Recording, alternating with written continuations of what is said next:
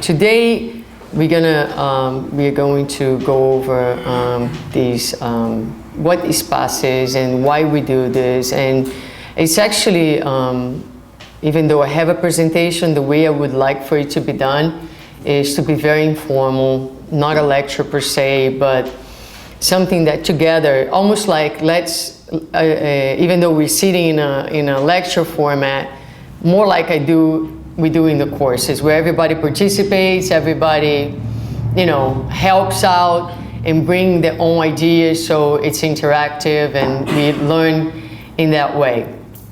And since it's going to go a little longer than our usual meeting, feel free to walk outside if you need to grab a bagel to keep your attention going and you're not like distracted by hunger. All right.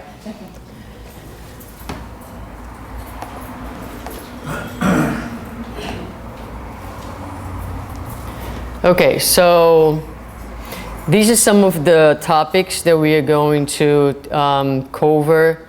The introduction, I put here 2 main topics which I think are important for us to think about and understand before we get into the passes per se. Okay? So one of them is the role and the goals of the Spiritual Center. So I have, a couple bullets there. And so, without focusing on the PowerPoint, okay, I want to hear from you. What is your understanding and your perception? Let's say if you would have to explain to someone out there, you go to a spiritual center? Okay, now it's not that I want to know what a spiritual center, but what's the goal, what's the purpose of a spiritual center? What would you say?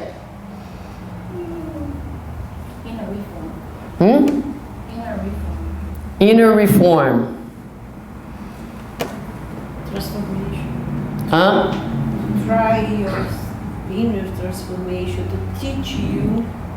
To teach you how to do your inner transformation. Okay. What else? Resolve your problems, physical problems, emotional. That's what people come here for. I mean, a lot of them. Right, that's what people come here for. But if you have to tell someone what is the role, what is the goal of the Spiritual Center, what's the Spiritual Center is meant to do? Elaine? Keep in mind, most of my friends want to know what is a spiritist, first of all, and they have the concept of it. So, for my spiritual growth and development, that's all I would say, because otherwise they get confused. And the more I explain to them, the more confused they'll get, and they'll start looking at me. Right. Okay. All right, anyone else? Explain the spiritual world. Explains the spiritual world. To learn how to be a better person. To learn how to be a better person, which kind of goes along with the idea of inner transformation, right? So, Maria? Spiritual Transcendence, right, which goes with enlightenment and the transformation and all that. So, I have 3, bullets here. The education of the immortal spirit. So we learn about our immortality. We learn about our essence, right? It gives us a different reference for life, because being a Christian place, Christ becomes a reference for all this work that you guys are talking about, right? The betterment of the human being, right? So we become more conscious of the divine in us and more in line with the laws of love. So the Spirit Center has some important roles. A lot of people who come here come in a position of doubt or suffering. So you can think of it as an emergency room where people getting here a lot of times falling apart, and you offer that first assistance, right? Helping the person. But once the person is stable, then I always have this idea in my mind, because that's what I do for a living, right? So someone is in big trouble, goes to the hospital, goes inpatient, so he needs a lot of care, and then the patient goes to rehab. So now you're going to strengthen your physical body. So the spiritual center is going to help you to strengthen your soul by giving you the tools, by giving you the reference, by giving you the education. So the same way that we strengthen our physical body so we can walk physically better, here, after you receive the initial assistance, the role of the center is to strengthen your soul so that you learn, that you become empowered. So one of the words that I really like when I think of the spiritual center is empowerment. So you learn that you're not a victim, you learn that you have the resources within yourself, you know that it's all about you transcending, understanding, becoming conscious, so empowerment. And then the third idea that's a very important idea is the promotion. From someone who arrives as a needed person to the understanding that we all have something to give. So you go from recipient to be a member, to be part of the center, and to contribute to the next person who is gonna walk in here, understanding that even though we all have needs, we all have something to give as well. And so that's one of the main ideas, for me perhaps one of the most important ideas, because it actually helps tremendously. We see that with our self-esteem, understanding that it helps with the development of our ability to love. It helps because it puts us in connection with the good spirits. It helps us in so many different ways. We're going to talk more about that. So, okay, so I want to bring that up. Also, mediums and mediumship. So, very quickly, what is a medium? The people you give the past. Meet everybody what's here for the past is the people. No, forget about the passes. What is a medium, period? Anyone who feels the Connection. in one way or another. Someone who feels the presence of the spirits. Terry. A medium is a funnel. Okay, I like that. Funnel. It's a bridge. It's a bridge. Spirit. It's someone who is in the middle. Medium is someone who is in the middle of two minds. In general, we refer to a discarnate and an incarnate one, and you're right in the middle, right? So what's the role? How does Spiritism understands mediumship? It's a natural ability that each one of us have at different levels. Say that again, please. It's a natural ability that each one of us have, but at different levels. Okay, so what Claudia is saying is like we all mediums, we all have this ability to perceive the thoughts, the intuition of the spirits, right? Some of us have it more like intuitively, some of us is more what we call ostensible mediums that can talk, can write, can see. What's the purpose of mediumship in our lives? David? To gain an understanding from the spirit world that will help us in this world. Okay, so it puts us in contact with the spiritual world and gives us a reference, a spiritual reference. And is it like, does it bring any benefits to work as a medium? Yes. Yes? What is the benefit? Other than seeing and hearing spirits? The benefits you help the people, you help yourself. You help the people and it helps yourself because you're the channel. Because you're the channel for the spiritual world. Uh-huh. And you use your fluid, you use your magnetism for to help people. And then when you help people, you help yourself. You help people, you help yourself. Okay, so that's very good. And your English is getting better each day. We're all so proud of you. Yeah. Because there was a point in time that she wouldn't say a word in the English meetings. Magnetism. And That's excellent. That's excellent. That's one of the advantages of coming to the center on Sunday. You learn spiritism in English, right? Yes, you learn English. Okay, so great. So yes, I mean, mediumship is not just randomly, in spiritism, randomly seeing spirits or wanting to find out whether I'm gonna win the lotto tomorrow or not. It has a purpose. The purpose is, as Denise said, is to help others. You're able to help others. So we are mediums all the time, not only when we are in a mediums group. If I'm talking here right now, very likely there is a mentor next to me. Very likely once in a while I'll capture an idea that wasn't in my mind. I'm being a medium. When people are up front greeting the ones who are arriving at the center, it may be someone who is not being seen by anyone, a new person, and then Biga is with her channels open and the spirit comes close to her and say, look to your right. And without knowing, she turns her head and she just received an intuition that she needs to pay attention to that person. So we are all mediums at all times. Here in the Spiritual Center, you don't need to be in a mediums group in order to be a medium. All you need to be is conscious and open. And the more we work on this idea of consciousness and openness, the more we become a vehicle to transmit those ideas. And in that way, we are all mediums. Now, we are helping others, but it helps us tremendously.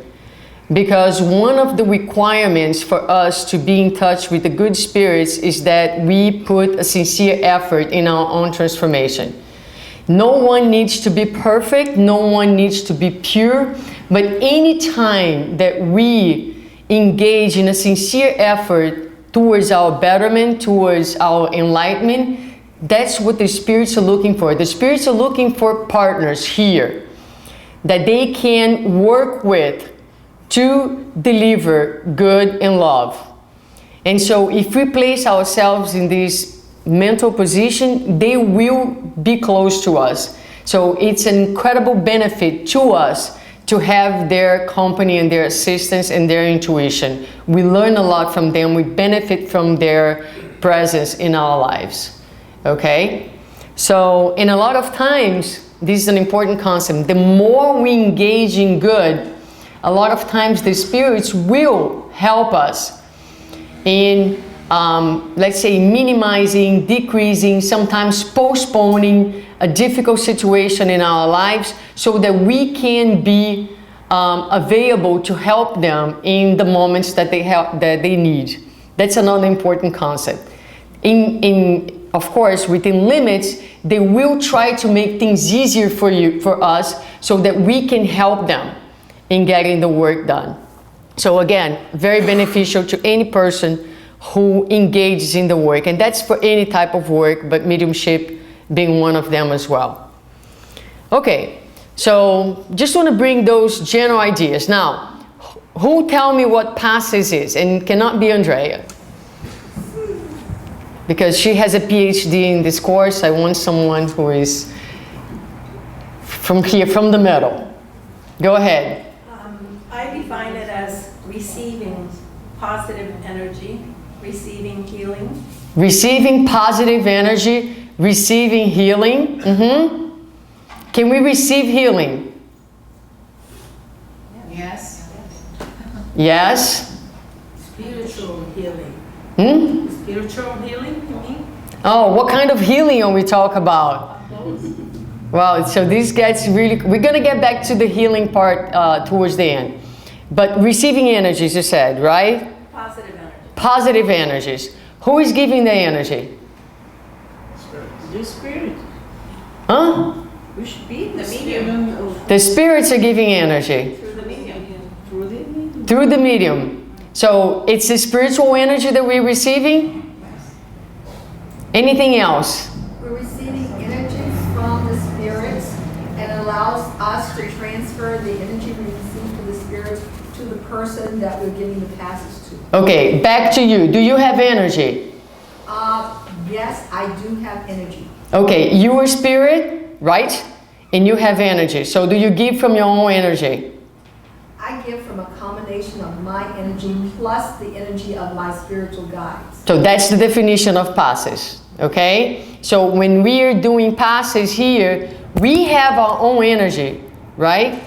We feel that, we know that, right? So when you hug someone, can be giving passes. If I pick up my kid and I hug my kid and I'm transmitting my love and my energy, I can be giving a passes to someone in that way. If I think of David and I send him a very strong, loving thought, that is, I'm giving him passes because I'm sending with that thought my own energy towards him. Now, if I say to a spirit, please help me to help David, then we're going to join our energies and give him a passage with our minds.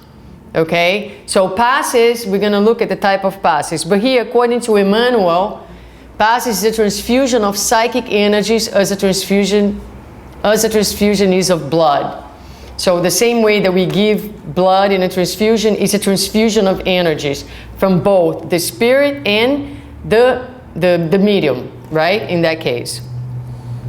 Okay, so we just touched this point. There are different types of passes. So if I can just give my own energy, and this would be a magnetic type of passes, my own. That's what the people who do healing through magnetism, they do, is they give in their own energy. Then you have a passage that does not require a medium. So a lot of times during the public, while I'm talking right here or doing a lecture, the passages are not only given in there. The spirits can be working on us during the public meeting, and a lot of times they are, and they can actually be giving a passage directly to you. It's called the spiritual type of passes.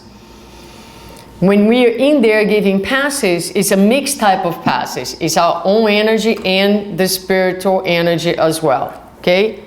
So the magnetic is donation of fluid from the magnetizer, is human magnetism. The action of the fluid is subject to the quality of the fluid and the strength given to it. So we're going to talk about that in a minute. The spiritual is donation of fluids from the spirits. Spiritual magnetism. The quality of the fluid correlates to the qualities of the spirit. And the magnetic spiritual is the one that we do here, which is a donation of magnetic and spiritual fluid combined. The medium is an intermediary for the transfusion of the fluid. Okay? Now, here talks about a couple different things, such as quality of the fluid. Does energy has a positive or a negative quality to itself? Yes. You guys think yes? Okay. So the answer actually is the energy itself is neutral. Okay? There is no quality. The quality of the energy, the quality of the fluid, we give the fluid, the energy, its quality by the type of thoughts, and most importantly, the type of feelings that you project into that energy. Okay, so in Genesis, there is an entire chapter about fluids that speaks to the property of the fluids. So if you want to go deeper into it, it's a very, very interesting chapter. Why is that important to passes? To know that.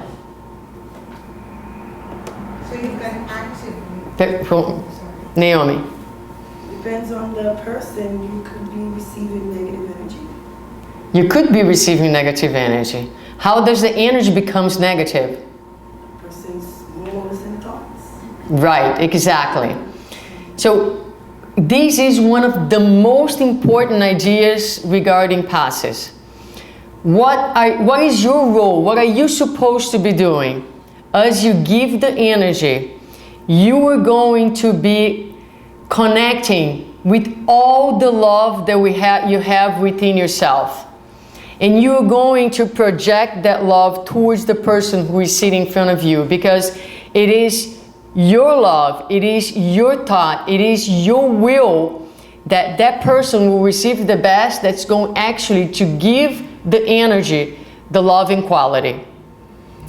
And you're absolutely right. So if you think, I hate this person, as you think I hate this person, in that moment, to the energy that you were emitting an energy filled with very dense, toxic type of vibrations. Okay? Go ahead. Is that the same, the passes, is that the same thing that they do in the church when you lay hands? Yes. Pass out? Same principle. Same principle. So every time the priest or anyone imposes the hand, that's what they're doing. Absolutely. They may call it differently.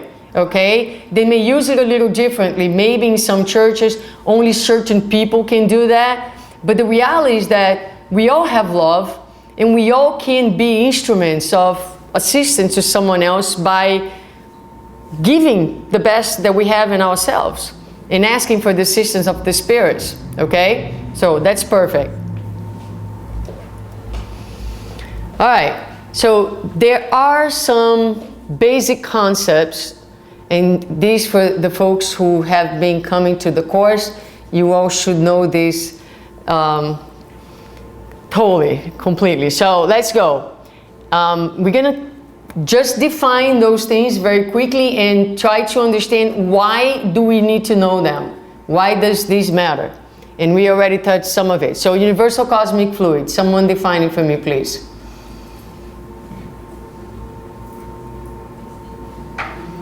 David.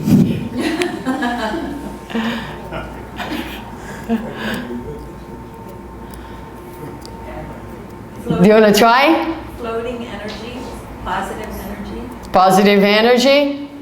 That's out there, you know, Yeah. for everybody to grasp. Terry, do you want to help Veronica? Well, I would say that the universal cosmic fluid is everything that surrounds us.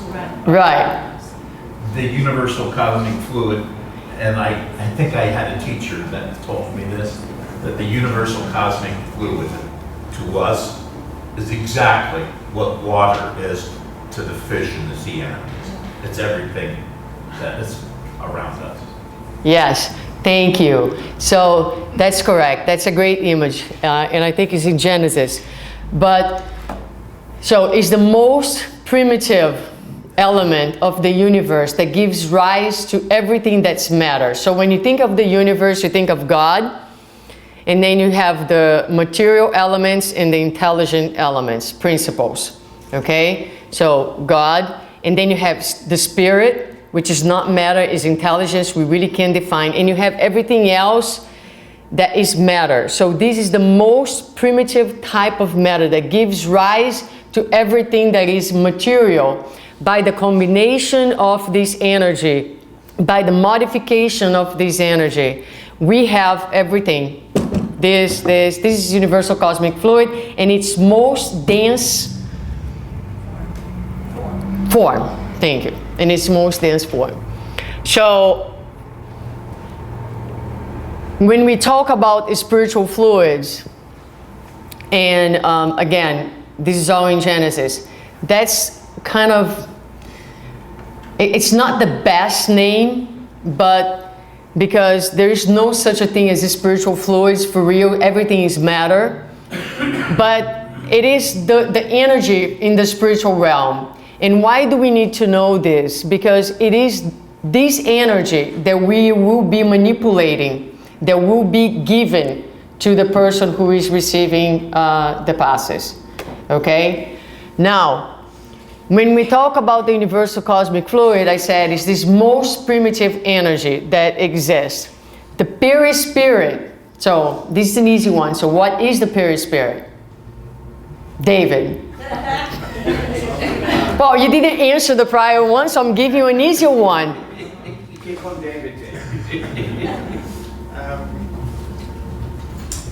The perispirit is the spiritual energy we have. It's the spiritual body.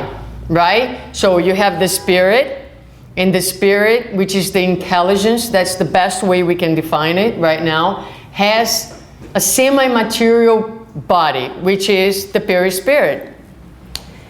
Why is this important? The perispirit is made of the universal cosmic fluid, okay? Is made of the universal cosmic fluid that's withdrawn from the atmosphere of the planet where the spirit is incarnating. Now, what it does is when you are giving the energy to the person, the spiritual fluids that the spirits are transmitting, and you are being a medium of the transmission of this fluid plus your own fluid, the perispirit is also made of the same fluidic matter. And so it has great affinity to this type of energy and absorbs this energy very easily. That's why I'm telling you this, okay? Not that you need to memorize these definitions. Now, the vital fluid is also a transformation of the universal cosmic fluid. But to this energy, it's added a special principle, which is the principle of vitality. So every single organic, living thing in nature has vital fluid. When we die, when the physical body dies, the physical body goes back to earth, decomposes itself, and whatever vital fluid, vital energy that we have left dissipates back into the whole. What continues on is the spirit with the perispirit. So we're talking about energy, okay? Energy that we are giving. We give the spiritual fluids from the spirits, we give some of our vital energy, of our own vitality when we are giving passes. Oh, so when you finish passes, are you exhausted because you gave a lot of your vital energy? Is that going to harm you? No, Why not? because you continue receiving. Because you're receiving. You're constantly receiving. When a person gives passe, does that person need to receive passes at the end? Why not? You just gave, let's say in a public meeting on Tuesdays here, sometimes you do 8 rounds of passes. That means 8 times the spirits project the energy, their energy that went through you. So every pass that you give, you also receive. Okay? Now, this question is for my oldest students. So you can answer this one if you want. I want to know, and you too, you back people there. So what are the properties of the perispirit? This fluidic body has different properties, and there are, I think, 10 of them. So let's see if we can come up with a few of them. What are the properties of the perispirit? Expandability. It expands itself. Penetrability. Penetrability. That was mine. I was going to say that. Give me the chance, no fair. Penetrability. So it penetrates. Matter is not an obstacle for the perispirit, and expands itself. What else?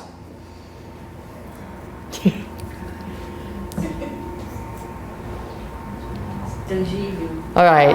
Tangível, tangibility. Tangible. Yeah, good. Right? Tangible. You can actually become tangible where you can touch it. So the perispirit can become more or less dense in 2 ways.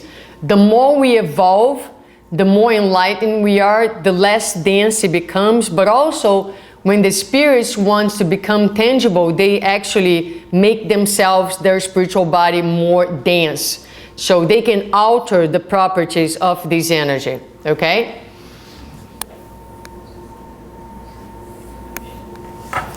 All right. I'm going to skip this because I already talked about those things. It's okay.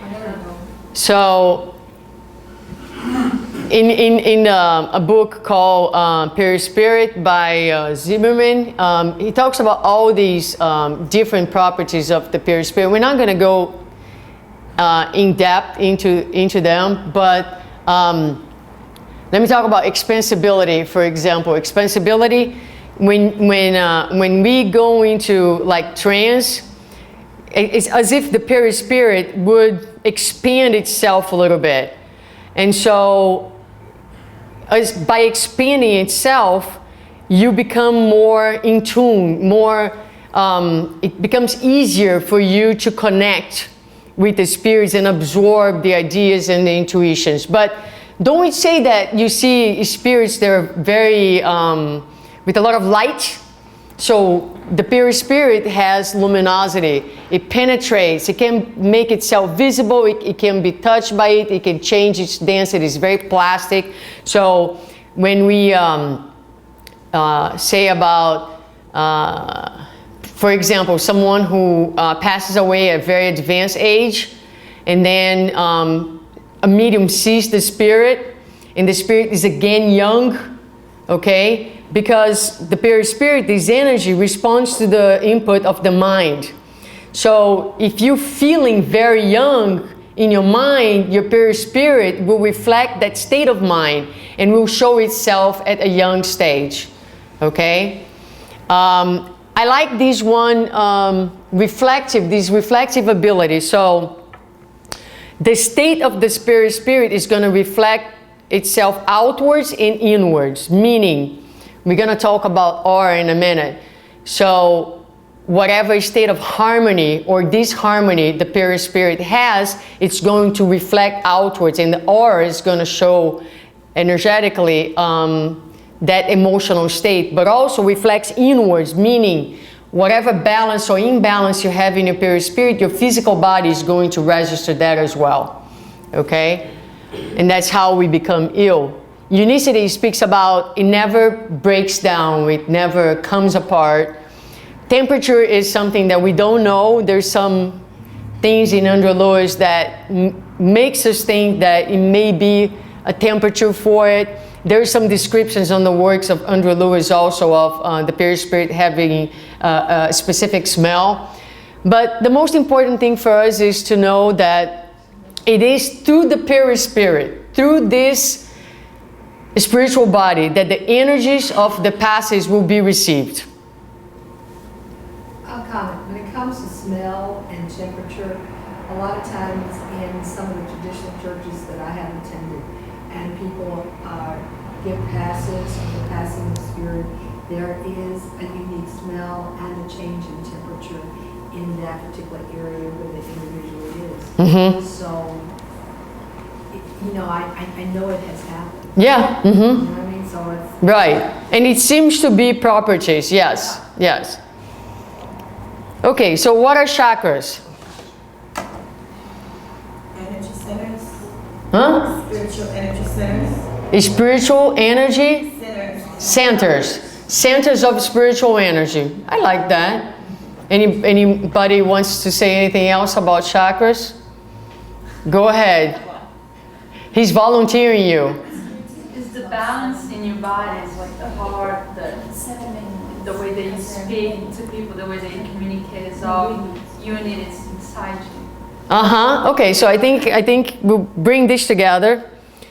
We can also call centers of force, right? So you have group of neurons, the nervous system cells, they're called plexus. So there are certain areas in our central nervous system, I'm not going to get too deep into this, but that you have groups of neurons, you have concentration of neurons, and you call those areas plexus. Now, they actually have a counterpart in the spiritual body. They're called the chakras, and they're centers of force. Now, center of force make the connection and are receptors of fluidic elements. I'm going to explain. I love this picture. So you can actually see here, if you look here, you're going to see your central nervous system, and you see areas where you have this group of neurons, thick collections of neurons called plexus. For each one of these, you're going to have a center of force, a chakra, okay? Why does that matter?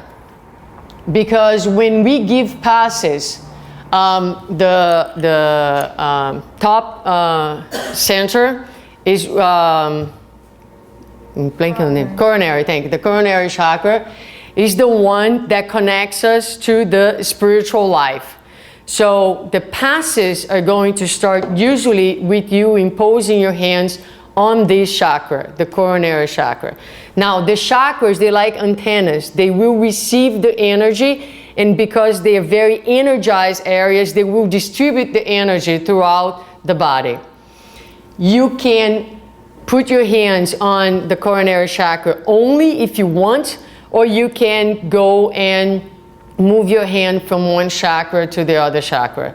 Okay? So having this picture in your mind is helpful if you want to know where the chakras are and where to vibrate with your hand if you're going to be doing a passage that you're going to go chakra by chakra. Our body has areas of need, weakness, energetically speaking. So if you're vibrating in the coronary chakra, the energy is going to be distributed. Naturally, the areas that are more in need are going to absorb that energy. But the more you do the work, you become inspired, your channels of intuition are opening. You don't need to know what the person in front of you has or need. But a lot of times, intuitively, you may feel like, I don't know why, my hands stop over the coronary chakra for a little while. I just felt like doing it. If you have an inspiration to do it, just do it. Don't question the inspiration, just do it. And then a lot of times you might be just guided to focus the energy on that specific chakra. The chakras are they work very closely to your central nervous system. So the energy comes through the chakras, and your central nervous system is going to absorb those energies. And the energy is going to then you have the activation of hormones and things like that, and your physical cells will also benefit from the energy that's being delivered. Okay, now, aura. All right, so we talk about perispirit. We talk about, there's a test at the end, okay? So be prepared. We talk about universal cosmic fluid. And now, what's aura? Is aura and perispirit the same thing? It's the energy. It's the energy of your body, the projection of the energy that's of your body. Aura is this thing here, right?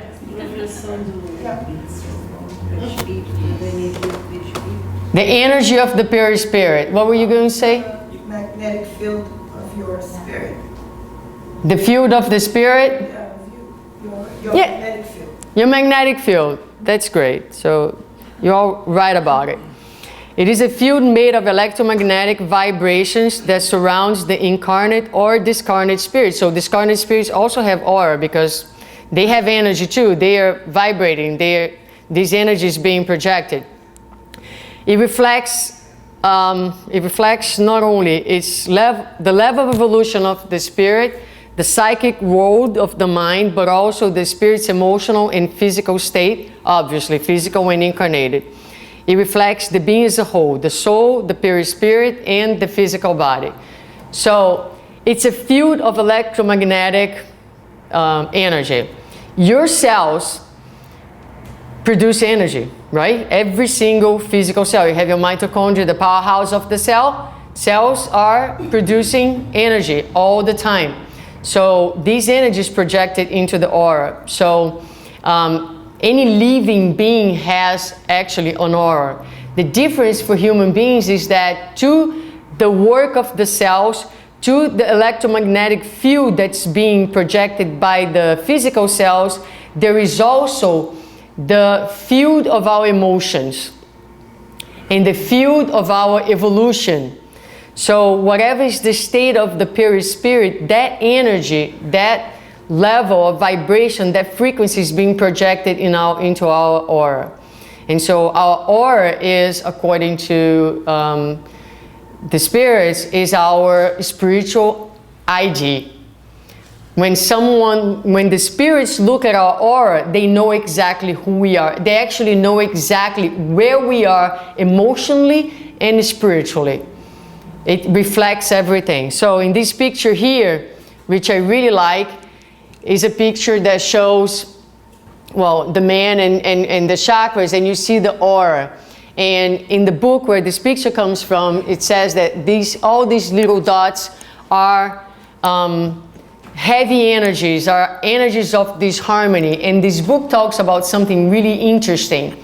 It talks about the day in which medicine will be able to detect the disharmonies of the aura before they become physical illnesses, physical disorders.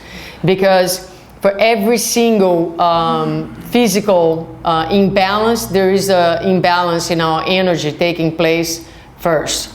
So, okay. All right, so now let's go over passes. And just two important things that I want to reinforce. If you're magnetizing with the purpose of healing, and you call for a good spirit that takes interest in you and in the person you are helping, the spirit increases your strength and will, guide your fluid, and give it the necessary qualities. Ordinary magnetism can be used as a treatment when it's done methodically, but some people have the power of healing with a touch, a gesture, and a look.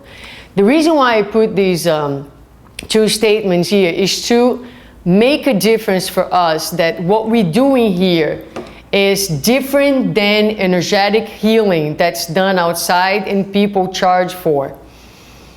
We are not here to diagnose anyone. We are not here to be, practitioners of anything other than humbly putting ourselves in a position of service, understanding that the work is being done by the spirits, and we are just trying to give a little bit of a contribution. Not that the spirits need us, but we need the work. So one idea that's very important, I'm going to give passes at the Spirit Center because there's all these people in great need of my assistance. You are doing that because you yourself is in great need of assistance.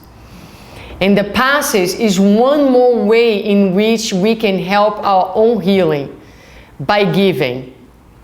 Okay? The work is done by the spirits. And we're just there to help the person in front of us, but in first place to help ourselves.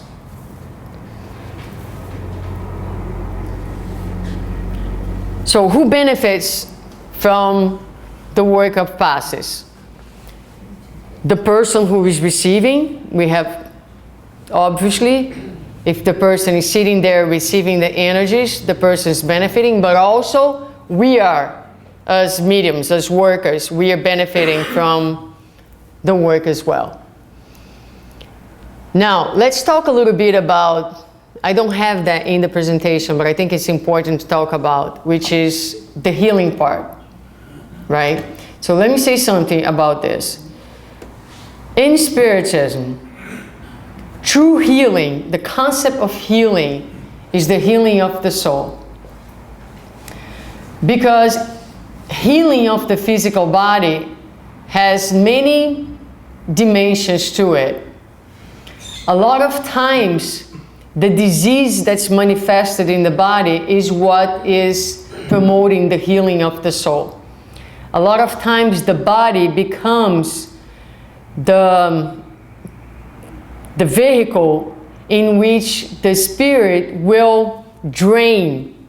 A lot of times we bring a lot of disharmony in our perispirit, a lot of marks, a lot of disorders in our perispirit, and the physical body becomes the recipient that is bringing relief to the spirit. So, not necessarily the healing of the physical body is what A or B needs. What we all need to strive for and seek is the healing of our own soul.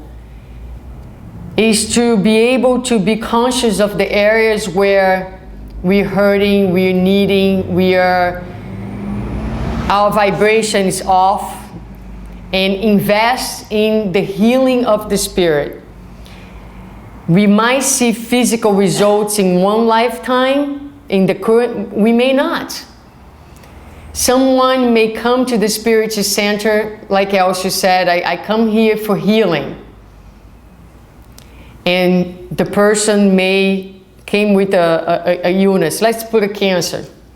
And 2 months later, the person passed away. And some may say, I'm never coming back here, this Spirit Center is not good. Or, they don't do healing here. The mediums are not strong. Or it's not strong, But the reality is, okay, so what healing are we talking about?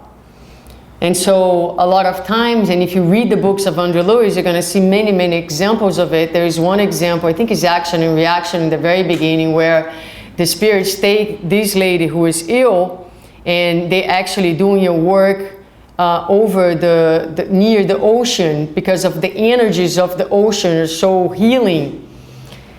And the spirits are talking, and Andrew Lewis asks, will she be healed?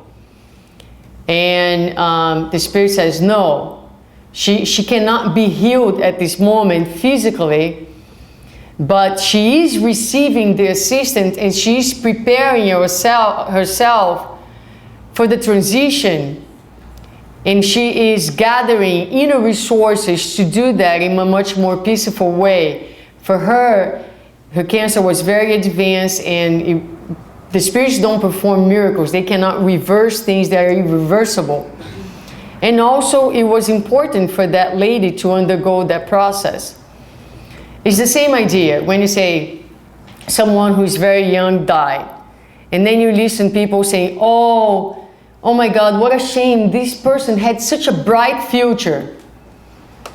And that still reflects our material attachment, and how much, even though we are spirits and we believe in the immortality of the spirit, and we keep repeating like, parrots over and over, right? So that the spiritual life is the real life. But if a young person dies, we'll say, what a shame, had such a bright future. Of which future are you talking about? Amen. A future here in this plane of trial and expiations, undergoing all the disharmonies and the troubles of earthly life. Whatever time that spirit had to do here with us, he or she did, he's now free back to his real life where his future belongs. That's the future that we need to be talking about. But we, spirits included, will say, so young with such a bright future. It always strikes me when I hear that, what future are we talking about? So when we're talking about healing, are we talking about the healing of the clothes? Right? Are we we're going to sew this back? We're talking about the healing of the spirit, so keep that in mind. And the other thing is, which activities the center offers that promotes healing? The work that we do. All of them. All of it. All of them. So if someone comes seeking healing, it's not only in the passage cabinet. Sitting here listening, you healing. Learning, you healing. Studying, you healing. Hitting the salgadinhos up front, you healing. Recording the lecture, you healing. Hugging each other, you healing. Building up the fraternal environment of the center, you healing. Cleaning the center. So every single activity we're doing here is a healing activity. So a lot of times we are so stuck in wanting that miraculous, right away type of healing that solves our problem, take the illnesses away from us. And many people go looking for these magic mediums that can operate on us. And I'm not saying that there is no merit in what people do, but a lot of times we are seeking the easy fix for our problems. Let me go to this center, because this center has a really great spiritual treatment. And usually the spiritual treatment is, can the spirits heal me? Can spirit A or B do some sort of intervention in me? But the true healing comes from the intervention that comes from within. And that's what the Spiritual Center in every single level offers us, an opportunity of healing every single activity that we're doing here. So those things are very important, because if you become a worker, you need to think this way, because when people come and ask, David, I want to go to your Spiritual Center, do they have healing work at the center? David's going to say yes. That's all we do. A very strong one. No, it's go to the Spirit Center and heal yourself. Yes. You're going to learn how to heal yourself by engaging every single activity that we do in there. Okay? So, what are the expectations? What do we expect? Let's go from the environment. No, let's go from the medium. So, what do we expect from the person who's going to be doing the work in there? What do you guys think is important? Veronica is going to start giving passes. What do you think we expect from you? Love. Love, okay? Commitment. Commitment, yes. You become part of a team, right? So, believe it or not, the spirits know who are the workers. They know who they can count on. You've seen when this room is, we have 3 or 4 mediums, and I'm like, okay, who's going to help on Sunday, right? So, we count on you to do the work, to be here with us. So, commitment, yes. Love, yes. So, but think about this. You're a medium, right? You're a tunnel. So these spiritual energies are flowing through you. What happens if you put water in a dirty glass? Clean water in a dirty glass. The water gets dirty. So that is one of the greatest healing opportunities for each one of you, because you invited to take your commitment for inner transformation and renewal to the most serious and deep level possible, because now you understand that when you walk in there, the purest your heart is, the greater of a medium, of a vehicle, of a tunnel, of a bridge you are going to be. Mental hygiene. The hygiene, the mental hygiene. So you're invited not only to keep your body clean, but your mind and your heart clean as well. So you can be the best instrument possible in helping the spirits doing the work of passes. So from you is required knowledge, you need to know love.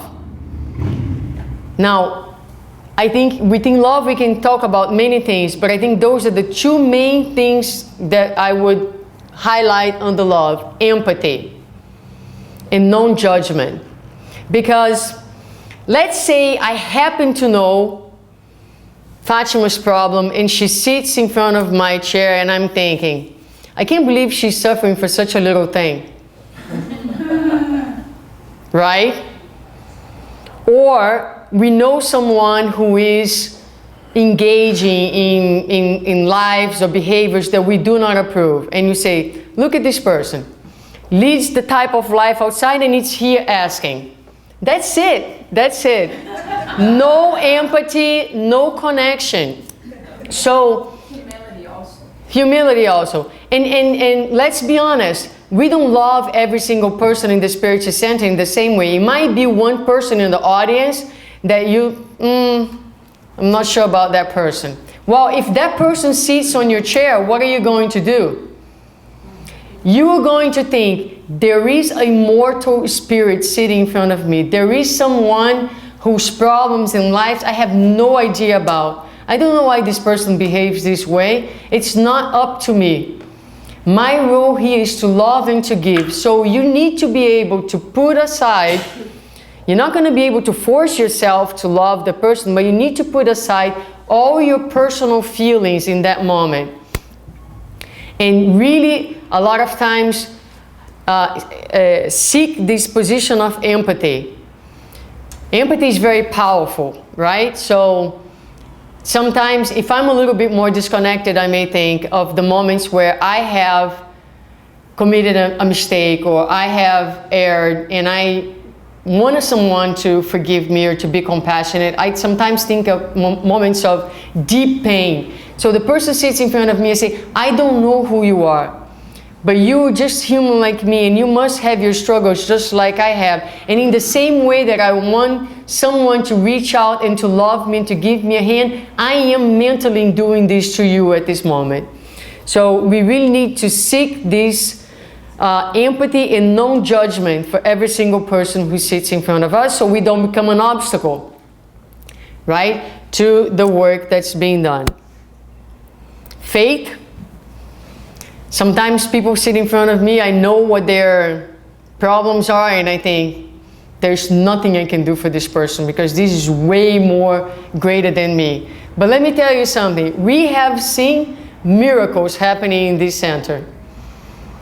Miracles performed by the spirits. People who we have attended in the past, and honestly, like, you know, folks with suicidal ideas, folks that, you know, were like very, very close from taking their lives.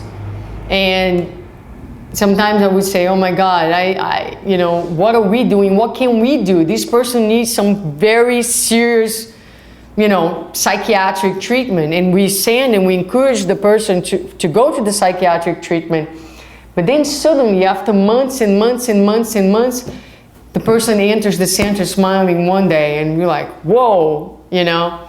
So we have to have faith in God, faith in the spirits, faith in Jesus, knowing that the results don't belong to us and that we are part of a team that's outstanding. And all we need to do is do our best in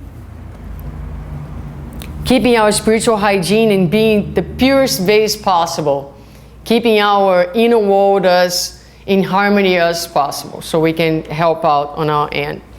Now, the recipient. What's important? If you have a chance to speak to someone about passes, and I think we have these in one of our passes slides presentation. This is for the person who sits in front of us, but also for any of us. If you sit here to listen a lecture and you spend the entire 50, 40 minutes thinking of, I don't know, the report that you need to do that day when you go home, or the billing, or this or that, then mentally you completely close. So this is what happens. The energies, they just don't go in, right? So you may have a powerful spirit, you may have a loving medium, but you walk into that room or you sit here with your mind completely closed, your ability to receive is going to be severely diminished. We might have a great amount of sun outside, but all the windows are closed, so there is no sun in here, right? So you got to open the window. You got to open the window. You got to mentally place yourself, and that's why you hear me saying every time, every round, because I always think it might be someone who's coming here in this passage room for the first time that don't know the importance of keeping their minds in prayer. So that's why every round I say, let's now keep our minds in prayer, because again, I always think maybe someone's coming from the first time, someone who doesn't know, or someone who is a little distracted. And so we try to guide people to keep their minds connected doing the work of passes. In the environment, it's much easier to give passes here than in a noisy, because the spirits are here, because the energies of prayer, of meditation are here. So these energies are already positive. They become positive because of our mental prayers and the lectures and everything that's done. That's why, for example, we avoid in the spiritual center, like we would in any church, to be having conversations of, you know, bad content. Let's put it this way. We can all say jokes. We can all be happy. Nobody needs to be like, you know, it's in a funeral or anything like that. But we want to avoid, you know, talking, gossiping, or bringing heated discussions, because we're responsible for, on our end, keeping the spiritual environment as pure and clean as possible as well. All right, so we're gonna get to this is the last slide. So we're gonna get to the demonstration and then answer any questions that you might have. But I love this picture. That's exactly what passes are, right? So you have the person seated and the medium and the spirits behind, working together in a team. Following the example of Jesus, who in first place had his hands, right? blessing. And so what he was doing all the time is he was in a constant movement of donation. Jesus was constantly donating his energy and his love, and in so many times we'll see him raising his hands, and he invites us to do the same thing, to use our energy, to use our love to help making the lives of others better. So will and love will be the main ingredients for what we'll be doing. Your ability to concentrate, okay, because you are moving the energy. You are moving the energy. So the greater your concentration, the greater the intensity of the feeling that you bring at the moment of the passes, the more powerful will be your contribution.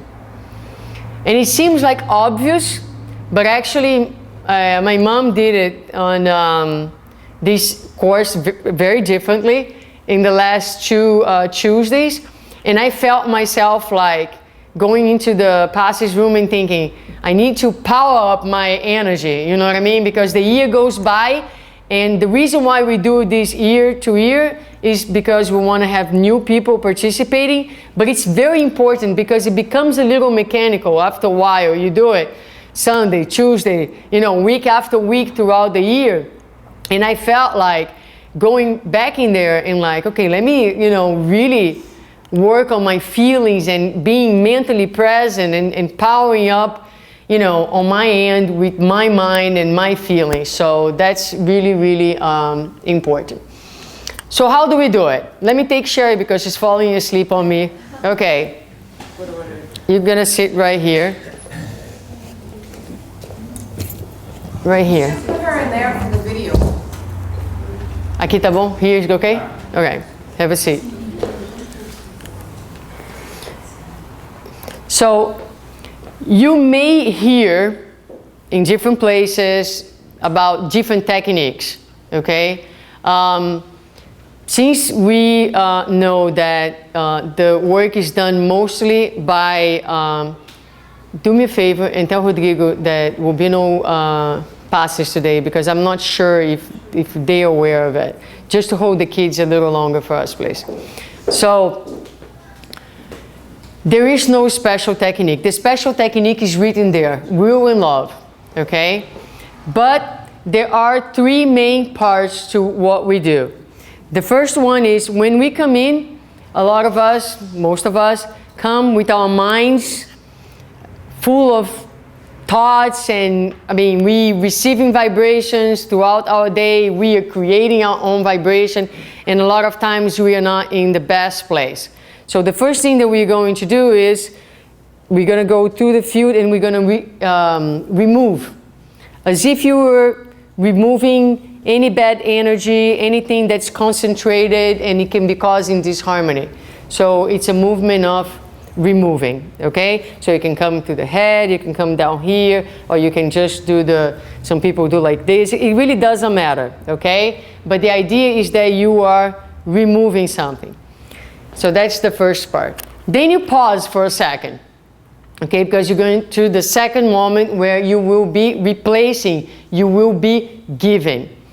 For the people who are starting in the very, very beginning, I will say to them, if you're not comfortable moving your hands, that's fine. Just put your hands right here and keep your mind in prayer, asking for the person who is sitting in front of you. If you're comfortable in moving your hands, you can do one hand, you can do two hands. Each person is going to find whatever way is good for you, is comfortable for you. So some people are going to start on top of the head, sometimes here, the mind, right? The house of the thoughts. So a lot of times you can vibrate here. Then you can come down to the coronary, or right here, the throat, the picture of the chakras. So you can just go down, and usually at the very end, what we'll do is just like, almost like if you're doing like a hug and involving the person in, you know, like the whole being with the energy. As simple as that. Couple things. always from the top down, because that's just the way the energy circulates. So you don't do passes this way. You do passes from top down. Okay? Now, once I'm coming down here, I'm giving it, usually I'll come back to the middle, because the neutral, you don't want to bring the energy back up. So you come down here, vibrate, I come to the middle, and I start again. Okay? And there is a rhythm. You see that when we are inside the passes room, the beginning where we are removing, we will do that maybe 3-4 times, and then everybody stops, each person at its own pace, and starts giving. Okay? And again, there is a little pace. You're gonna see that you yourself are gonna get into a pace of giving the passes. Now, couple things not to do ever. Don't touch the person. There is no need to touch the person. The person is sitting there in concentration, in prayer, and you touch the person may get surprised, right? Also, some people don't like to be touched. So there is no need to touch, because honestly, you are donating energy, and the energy is being absorbed by the perispirit, which brings another important concept. Where is the perispirit? Everywhere. So do you need to be right here? No. No need to be so close to the person. If you're that close, you might end up touching the person accidentally. And then you're breathing on top of the person. The perispirit irradiates itself, its energy, so you can be back here. It's better, because some of us, do you keep your eyes closed or open? It doesn't matter. Can be open or can be closed. I like to close because it allows me to focus, to concentrate. But some people concentrate better with the eyes open. At first, if you take a little while to get used to it, you're afraid of touching someone. I keep my eyes closed, but once in a while I open just to see where I am. It has been times that I open my eyes and I'm vibrating here and the person's here. Because you get a little lost, you know what I mean? So it's okay to open the eye and make sure that you are, I'm sure the person is receiving, because since the perispirit, but it looks funny, to say the least. If someone in the passage room opened the eyes and I'm here and Sherry's here, the person's gonna smile and break the concentration a little bit.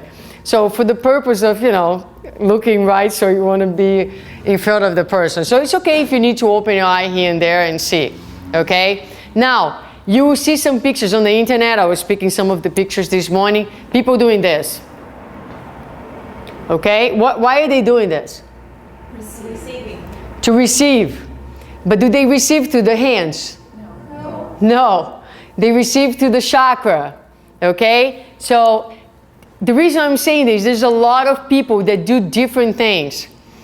But these are like habits and things that are really like not necessary.